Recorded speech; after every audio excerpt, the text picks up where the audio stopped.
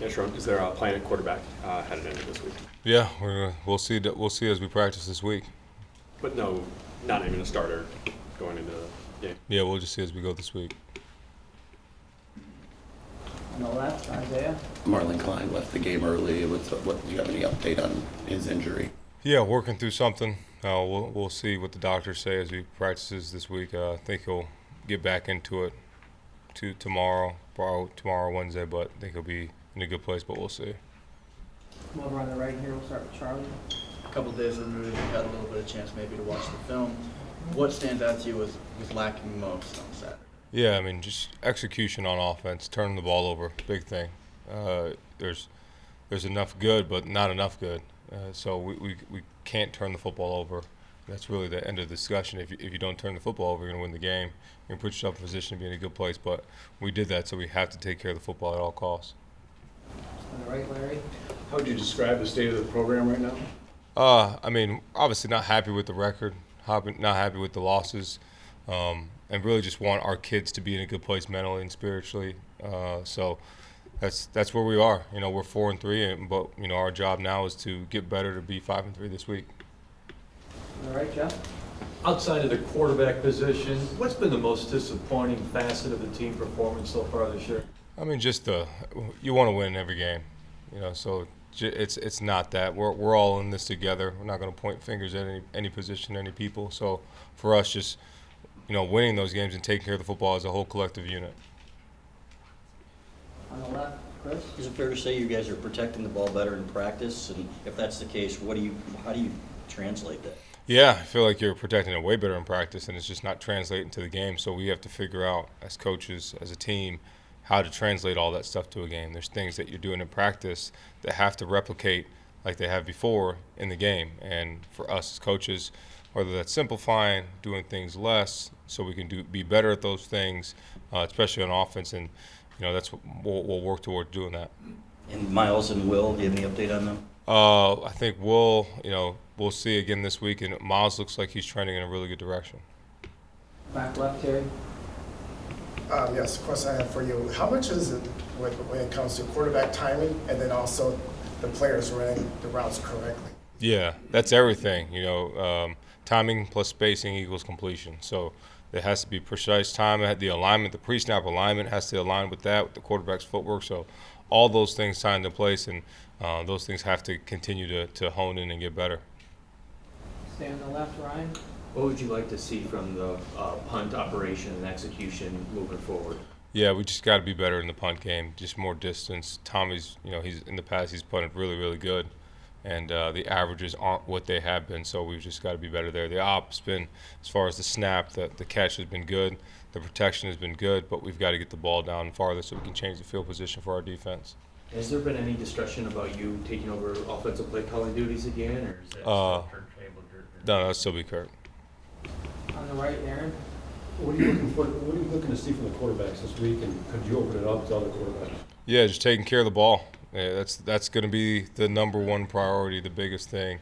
You want big plays, you want efficiency, but we have to take care of the football. That'll be the number one priority. On the left here, Clayton. The biggest issue is the turnovers, but how do you kind of balance not wanting to turn it over with not wanting to be completely risk averse and not take any chance? Yeah, I mean, I think it's just an overemphasis of the ball security, and not just the ball security of holding the ball, but the placement of the ball, and that goes with the receivers, that goes with the timing of the passing game, that goes with the protection. So all those things put together, and those little details will help us be better at that. In the back right, Reiner. Yeah, how do you explain the program's regression in performance over the last 8 or 9 months? Yeah, I just think it's about us taking care of the football. Again, I'll say it. I could say it tirelessly. You look at really what we've done, it's because of the football. And look at last year, just in terms of fumbles, not very many. Not in terms of picks. JJ had 3 in one game, and after that he only had 1. So we have to do that. If we do that, we'll be in a better place. And what signs of growth have you seen since the beginning of the season? Like, what areas can you point to that actually have improved? Yeah, I think defensively the guys have really, offensively haven't put them in great positions all the time, and they've really bounced back and done some really good things for us overall. You go in the first half, and end of the half against Washington, block a field goal, and same end of this half, block a field goal. You know, the defense, the guys tackled a lot better. I thought Jair Hill played a lot better this past game. He got challenged a lot and made some really good plays. So there's definitely progression. So on the defensive side, I can see that offensively we got to take the steps to go get there. Back right, Andrew. I know you have no control over it, but the fact that this game is at night, especially against Michigan State, do you have any thoughts or preference? No, it's the next game, but it's a big game. It's the state championship. And our guys are very excited, obviously down about what happened, but excited to go compete against this team that they take a lot of pride in. Paul Bunyan keeping that trophy here. So our guys are excited about the game, and so are the coaches. In the middle there, Charles. Yeah, the Michigan State quarterback has shown an ability to use his speed and get outside of the pocket. What's the best way to keep him contained? Yeah, you got to do a great job with your rush lanes, and that's something we're going to stress and talk about. You got to do that with that guy because once he gets outside the pocket, he can be dynamic. He can do some things to hurt you. So you got to keep him in the pocket. And you got to be really disciplined with your lanes, whether it's a 4-man rush or a 5-man rush, of where you're at in the pocket, keeping him compressed, because if he gets out, he can make things happen with his feet and he can make things happen with his arms. So we got to do things there and then mix up different looks for him. So it's not easy so he can just look at his read and throw to his read. So we got to do a good job of keeping him in his pocket. On the right, Jeff. Coach, Michigan State's has its own ball security issues this year. Can you relate between the two offenses and the ball security issues that have really, as you elicited today, as Michigan State's experience with interceptions? Are the offenses similar at all in that respect?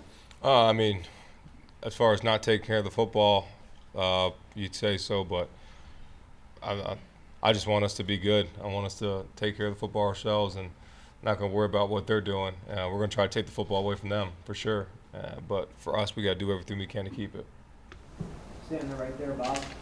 Sherrone, when you have a team won the national championship last year and now you have 3 losses and that's a significant drop, do you worry, is it a challenge to keep them fully engaged, fully playing for things since maybe some of the prizes aren't available? I mean, I think you look at the end of the game and what the score was, and you saw Mason Graham, you saw Kenneth Grant, you saw those guys playing their hearts out at the end of the game. So I think the culture oversees, the losses right now. Those guys see what they've done, how they've worked to get to this point, and there's a lot of pride in who they are as people, for them, for their village, for this team, for Michigan. So guys aren't going to stop playing because we're not at the win total we had. We're going to continue to fight regardless of what it is. On the left there, Ryan. It looks like on defense, some guys got in there that haven't played much, especially true freshmen like Mason Curtis and Josiah. And is that more of them improving or other guys not living up to standards, or just what went into the rotation? Yeah, I mean, more of them. Those guys just getting better. They got bright futures. We think Josiah Edmonds can be as good as anybody. He's got great skill set, great ability, great speed. And then Mason Curtis, you're talking about a 6'3" safety that can run and he'll hit you. So felt like those guys, we have these opportunity to practice. We'll have another one today, and it gives a chance younger guys to really evolve and get better. And those are chances for those guys to make a move. We always say let's make a move Monday. If you want to go make it, do it. So those guys got a chance to do it, and those guys definitely take advantage of their opportunities. On the right here, Austin. Sherrone, with the turnovers, it seemed like the first time with Jack after the Washington game, you emphasized not wanting him to be too hard on himself. Mm-hmm. But then when it happened again, maybe a little firmer message, I guess. How do you balance emphasizing that without it becoming maybe like a mental thing for the quarterback? Yeah, definitely. There's definitely a balance for it, and he's an older guy, obviously, that's done it. So you've got to tell him what you think, but also show him and tell him you need him, and show him you love him. But you got to correct it. It can't continue to be a thing. So that's something we'll just continue to harp on. Angelique. Sherrone, 2 questions. The Kirk Campbell experiment on the sideline, will that continue on Saturday? And what did he get out of? What did the team get out of that? I think we'll see. I think I think it was good especially for the quarterbacks, seeing him face to face and being on the field. And I know from my own experience as a play caller, being on the field, it really helped me. But we'll just go through the week and figure out what we think is best for the crew. And I know hindsight's 20/20, but now when you look back, why ultimately didn't you go into the portal and bring in a quarterback? I mean, there's a lot of different factors and things that we can talk about, but ultimately, for us right now, we've got to focus on today and focus on who we have on the roster and making sure we can do everything we can to win. Tony? I was going to ask that as well, but I guess a rivalry game at this point and where the season's sort of going. I mean, do you see it could sort of be somewhere where this season sort of goes two ways? Is this another picking up point? I guess how big is it? I think it's huge. It's a huge game. You're playing Michigan State, and it's a rivalry. It's the in-state rivalry, and everything's on the line. We got to keep Paul Bunyan here, and there's a lot of pride in that trophy. There's a lot of pride in this rivalry, and we're gonna do everything we can to win. Got time for 4 more questions, which I already got them all in the queue here, so I'm going to start all the way in the back with John. Sherrone, in your mind, how many guys are in line to possibly start at quarterback this week as you head into practice this weekend? Does that not impact installing a game plan? We'll see as we go through the week.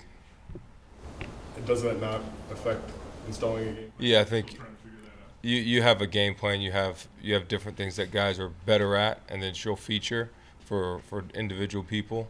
But we definitely have a process for what we'll go through and how we'll go through installing it all. In front here, Dennis? Is Tuttle's arm strength where it was before he got hurt? Is that a work in progress with him coming back? Yeah, I think it is. I think it's probably 95%. So it's still there. He tried to drive that last one and he drove instead of throwing it over. So it's still there, and he made some really good throws. So I think his arm strength is where it needs to be.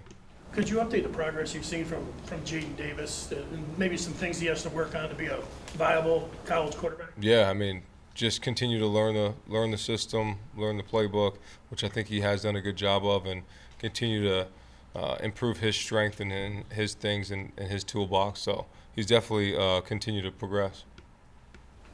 On the left, Chris? What'd you see from right tackle to Andrew Gentry give you a little boost there? Yeah, I thought Gentry played well overall. A couple, technique falters, but definitely you can see the effort, you can see the strain, and I thought he played pretty well at that tackle spot. So I think he'll continue to stay there at that right tackle spot for sure. And at center, the same thing with Crippen. Do you think he'll continue? Yeah, I think he played well. We'll continue to push the guys, but those guys did a good job. Last question on the left, Isaiah. I was going to ask the same question as Dennis about Jaden Davis, but where have you seen him make the most growth since he arrived as an early enrollee?